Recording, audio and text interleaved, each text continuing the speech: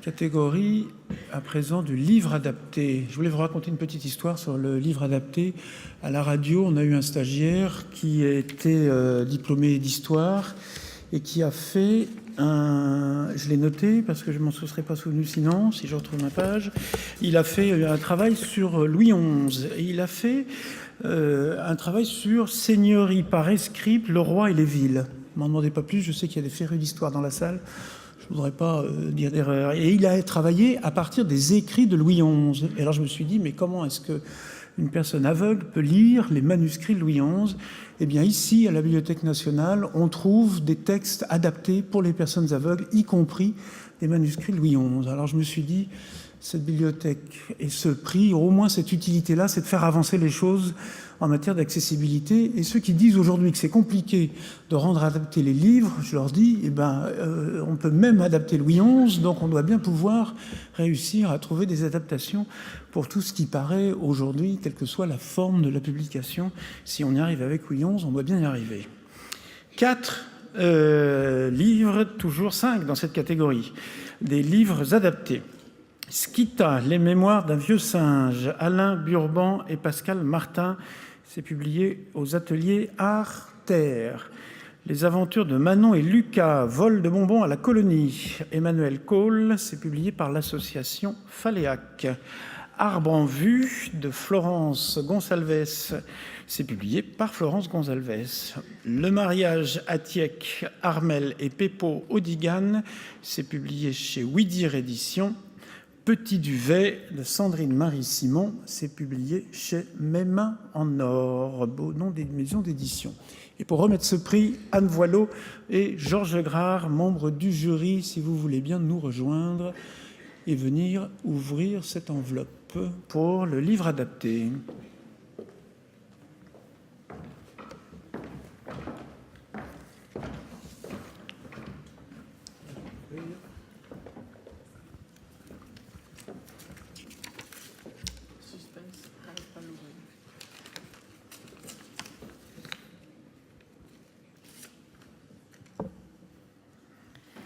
Le gagnant est Petit duvet de Sandrine Marie-Simon. Bravo.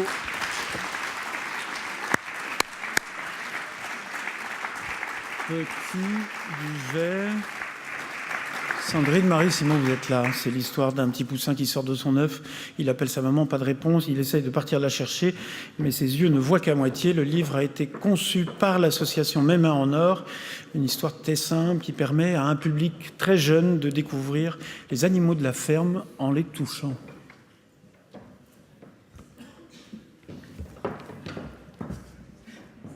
Rapprochez-vous. Bonsoir tout le monde. Merci pour cette reconnaissance.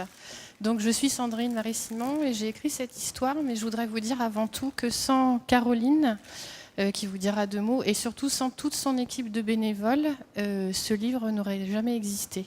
Donc je vais passer la parole à cette femme extraordinaire, parce qu'elle ne le sait pas, donc je lui dis, pour tout ce qu'elle fait pour tous les enfants, donc déficients visuels, mais pas seulement. Parce que grâce à ce livre, en fait, on touche tous les jeunes enfants. Et étant enseignante, en fait, je suis très vraiment impliquée pour le handicap. Et voilà, ça, c'était un petit cadeau pour eux. Voilà. Merci. Merci à Sandrine. C'était l'occasion de parler de notre association, voilà, parce qu'on fait des livres.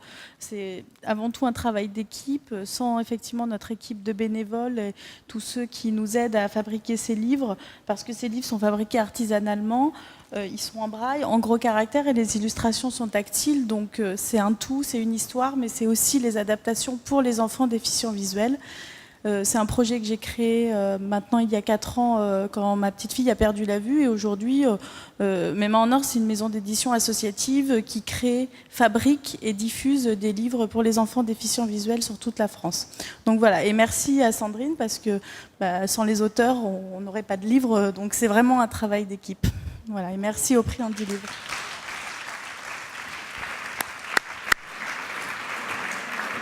Vous pouvez avancer pour la photo. Je voulais juste dire que c'est vrai que là, on a les gagnants, mais alors il faut dire vraiment qu'on a beaucoup discuté et que tous ceux qui ne sont pas gagnants ont quand même bien mérité parce que c'était pas toujours gagné pour les gagnants. Donc je voulais leur dire que c'était vraiment très important aussi nos discussions. Ça veut dire qu'il y avait quelque chose à discuter.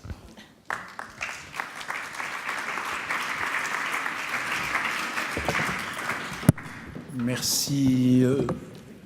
Au passage, une petite pub. Tous les week-ends sur Vivre FM, on a une chronique sur les livres adaptés, les livres pour enfants, qui est faite par Virginie Brivadi, qui est une jeune femme très impliquée et qui a un catalogue incroyable de livres pour enfants adaptés.